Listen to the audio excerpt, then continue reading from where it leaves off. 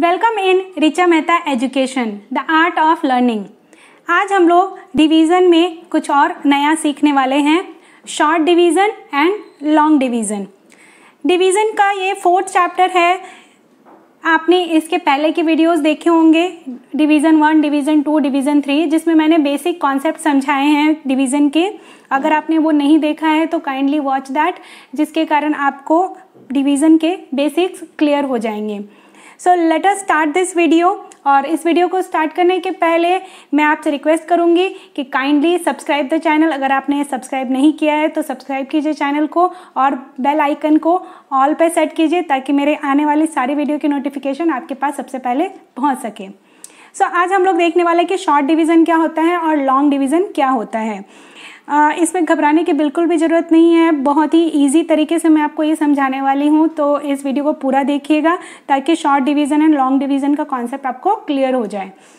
Short division क्या होता है, जैसा कि इस वर्ड से ही हमें पता चलता है, शॉर्ट डिवीज़न मतलब कि इसमें हमें शॉर्टली डिवीज़न करना होता है, हमें ज़्यादा लंबा प्रोसेस नहीं करना होता है। तो जब हमारे पास इस तरह के सम होते हैं 9 डिवाइडेड बाय 3, ओके, खास करके 1 डिजिट डिवाइडेड बाय 1 डिजिट अगर है तो हमें क्या करना है, उस समय सिंपली या तो आप फर्स्ट वे इस तरह से कर सकते हैं, 3 3 जार 9, ओके। सो 3 3 जार 9 करेंगे तो यहाँ पर आंसर 3 हो जाएगा।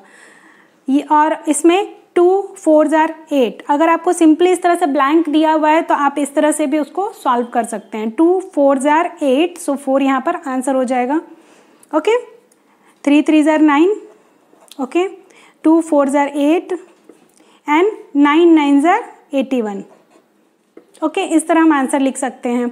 या फिर अगर आपको शो करना है कि डिवीज़न को किस तरह से किया जाता है, वो आपको शो करना है तो आप उसको इस तरह से फॉर्मेट में शो कर सकते हैं। यहाँ हम 3 लिखेंगे, ये क्या है, ये हमारा डिवाइज़र है।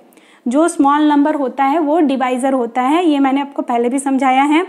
ये डिवाइज़र है और इसको हम बाहर लिखेंगे और अंदर किसे लिखेंगे, बिग नंबर को, जो नंबर बिग होता है, ठीक है।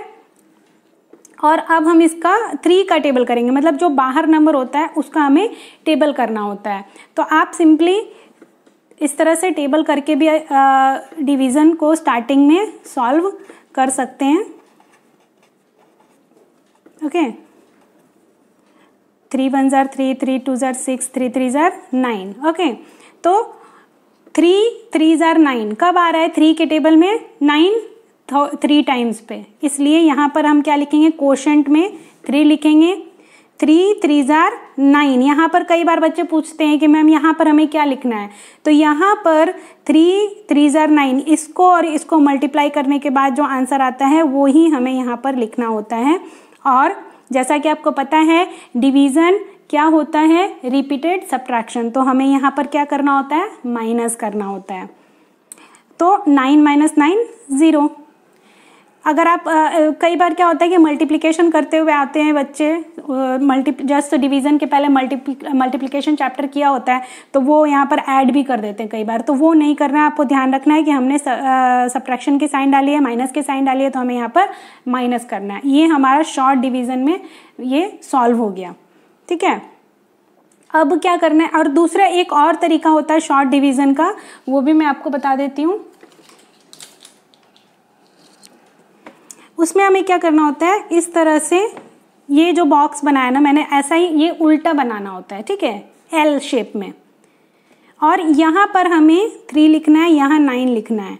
3 3 जार 9, यहाँ 3 लिख देते हैं। ये वाला जो है ना हमने यहाँ लिखा आंसर।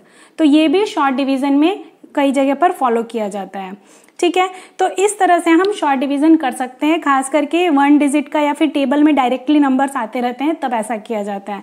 एक सम मैं और ले लेती हूँ, वो है 8 डिवाइडेड बाय 2, तो उसे हम कैसे करेंगे, 2 एज इट इज़ हमें बाहर रखना है, ये शेप बनाना है इस तरह का, और यहाँ पर 8 लिखना है, ओके।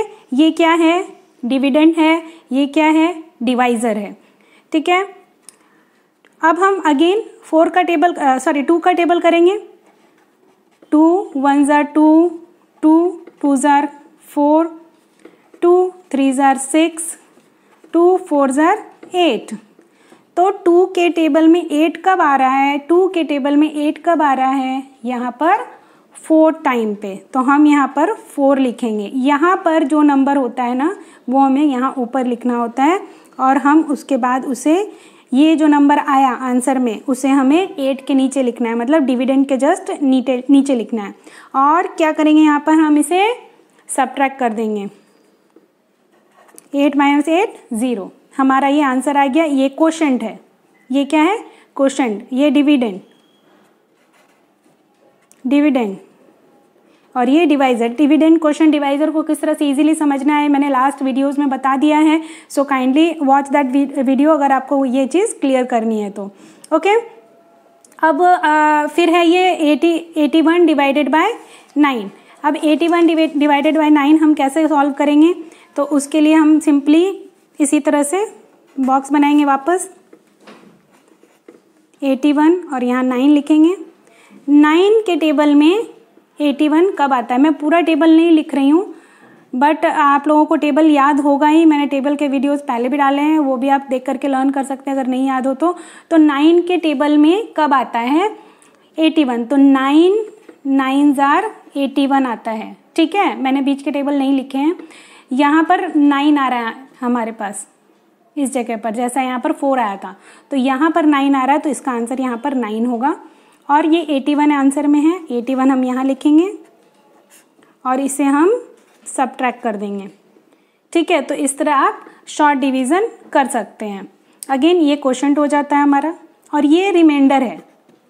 यहाँ कुछ नहीं बचा है इसलिए मैं आपको अभी रिमाइंडर कुछ बता नहीं रही हूँ, बट आगे हमारा रिमाइंडर का कॉन्सेप्ट अलग से आएगा, वो उसके लिए अलग वीडियो बनाऊंगी, तो उसमें आप अच्छी तरह से रिमाइंडर को भी समझ सकते हैं। बट नॉर्मली यहाँ पर कुछ भी नहीं बचा है तो ये 0 भी रिमाइंडर हम कह सकते हैं कि 0 हमारा रिमाइंडर है।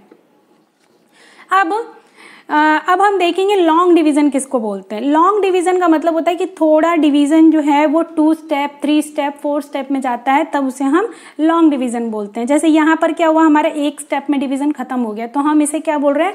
शॉर्ट डिवीज़न बोल रहे हैं। बट जब डिवीज़न आगे बढ़ता है, लाइक उसके 2-3 स्टेप हो जाते हैं, तब हम इसे क्या बोलते हैं? Long division. तो चलिए उसे करके भी देख लेते हैं किस तरह करना है। अगेन हमें इस तरह का फॉर्मेट प्रिपेयर करना है। ठीक है, अब फॉर्मेट प्रिपेयर करने के बाद हमें ये क्या है? डिवाइज़र। डिवाइज़र हम यहाँ लिखेंगे। ये क्या है? डिविडेंड। डिविडेंड हम अंदर लिखेंगे।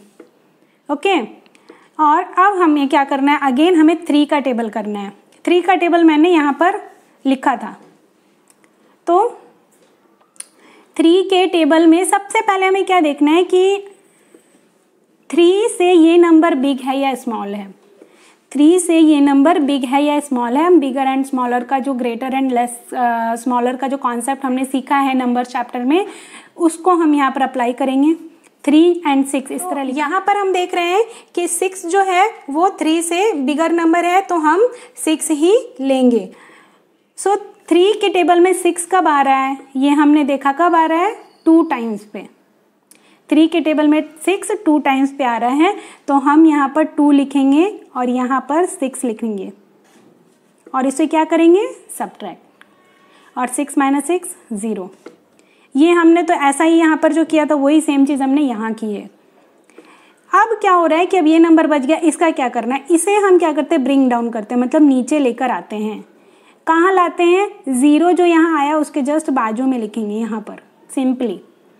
ठीक है, और कहीं भी नहीं लिखना है, कुछ भी नहीं करना है, बस हमें इस तरह से करना है ये सॉल्व। अब हम अगेन देखेंगे कि ये नंबर जो है यहाँ पर वो 3 से बिगर है या स्मॉलर है। ये हम देख रहे हैं कि ये नंबर 3 के इक्वल है, मतलब 3 के टेबल में कब आएगा? 3 1 ज़ार 3 पर आ जाएगा। तो हम क्या करेंगे? ये नंबर अगेन 1 यहाँ लिखेंगे और 3 यहाँ लिखेंगे और इसको क्या करेंगे? सब्ट्रैक्ट कर देंगे। ओके, 3 - 3 = 0। यहाँ पर आपको ये क्या होता है? स्टार्टिंग में बच्चे क्या करते हैं? पहला नंबर तो लिखते हैं लेकिन दूसरा भूल जाते हैं लिखना, लेकिन आपको ऐसा नहीं करना है। यहाँ जैसे ही आप नंबर लिखते हो इमीडिएटली यहाँ पर भी नंबर डाल देना है, जिससे क्या होगा? आपके सम्स गलत नहीं होंगे, नहीं तो आपका सम रॉन्ग हो जाएगा। और ये बहुत ही कंसंट्रेशन से करना है। तो इस तरह आप लॉन्ग डिवीजन सॉल्व करोगे। तो यहाँ पर ये जो है ये हमारा आंसर होता है नॉर्मली, और इसको हम क्वोशंट बोलते हैं। यहाँ पर हम 21 लिखेंगे, ठीक है। तो अगर आपसे पूछा जाता है what is quotient and what is remainder, तो आप इस तरह से लिख सकते हो, quotient is equal to 21 and remainder is equal to 0, ठीक है। अब हमारे पास दूसरा सम सेम है, ऐसा ही है लॉन्ग डिवीजन से। इसको हम किस तरह से सॉल्व करेंगे वो भी देखते हैं। सो अब हम ये प्रॉब्लम सॉल्व करेंगे 48 डिवाइडेड बाय 4। तो ये हमारा, अगेन मैं आपको रिवीजन करा रही हूँ, ये हमारा डिवाइजर है और ये हमारा डिविडेंड है, ठीक है। तो अब हम क्या किसका टेबल करने वाले हैं, हम 4 का टेबल करने वाले हैं। ओके, सो मैं यहाँ पर 4 का टेबल लिख लेती हूँ। 4 1 ज़ार 4, 4 2 ज़ार 8। ओके, तो 4 1 ज़ार 4। स्टार्टिंग में सबसे पहले मैंने आपको क्या बताया था कि ये नंबर हमें कंपेयर करके देखना है कि ये नंबर इस नंबर से बिगर है या स्मॉलर है। तो मैं क्या देख रही हूँ, ये नंबर जो है 4 इज इक्वल टू 4, मतलब दोनों नंबर सेम है। तो इसको हम ले लेंगे स्टार्टिंग में ही, सिंगल डिजिट ही लेंगे स्टार्टिंग में। और 4 1 ज़ार 4, मतलब 1 टाइम में 4 के टेबल में 4 आ रहा है। तो ये जो है ये हम यहाँ क्वेश्चन के पार्ट में लिखेंगे, और ये जो है हम डिविडेंड के पार्ट पे लिखेंगे, और इसे हम माइनस कर देंगे। इसे हम नीचे लेकर आ रहे हैं 8। ओके, अब हम अगेन आगे देखेंगे तो 4 के टेबल में 2 टाइम्स पर 8 आ जाता है। तो 4 2s आर 8, मतलब ये जो है हम ये क्वेश्चन पे लिखने वाले हैं 2, और ये 8 जो है हम यहाँ पर लिखने वाले हैं डिविडेंड के पार्ट में। और 8 माइनस 8 0। तो यहाँ पर हमारा क्वेश्चन क्या हो गया, ये 12 एंड रिमाइंडर हो गया हमारा 0। तो इस तरह से हमें लॉन्ग डिवीज़न का प्रॉब्लम सॉल्व करना होता है। तो शॉर्ट डिवीज़न इस तरह से करते हैं, लॉन्ग डिवीज़न इस तरह से करते हैं। और अब जैसे जब 3 डिजिट के नंबर आते हैं और 2 डिजिट विथ 3 डिजिट इस तरह से करना होता है, ये सारा मैं आगे के वीडियोस में बताने वाली हूँ। सो आप लोग वीडियोस देखते रहिएगा, स्टे कनेक्टेड। मैं आगे भी इस तरह के वीडियोस लेकर आने वाली हूँ जहाँ पर आपके लॉन्ग डिवीज़न के कॉन्सेप्ट पूरी तरह से क्लियर हो जाएंगे। Thank you for watching this video. Let us meet in next video. Till the time, keep learning, keep growing. For more videos, subscribe the channel.